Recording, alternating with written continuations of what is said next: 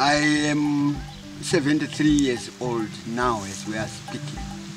During my time when I was a bit young, I used to work very hard, and at one point I used to sell about 30 tons. But as I grew old, things had to change. And the two, especially that I could not afford inputs, things came down until a time when I had to get some inputs from kind donors. As you can see now, if you look at the back of my head, you will see that my maize crop is very good.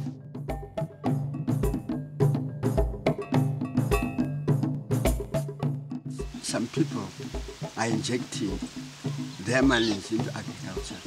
I can foresee a lot of farmers changing and diversifying. And I'm happy that some years back, only all the farmers used to be engaged in the fields. But today, young farmers are also very interested, and it is becoming a business. My goals are I have to expand in terms of farming. This year I started with maize. Next year I will include cash crops, especially like soya and beans. And already I'll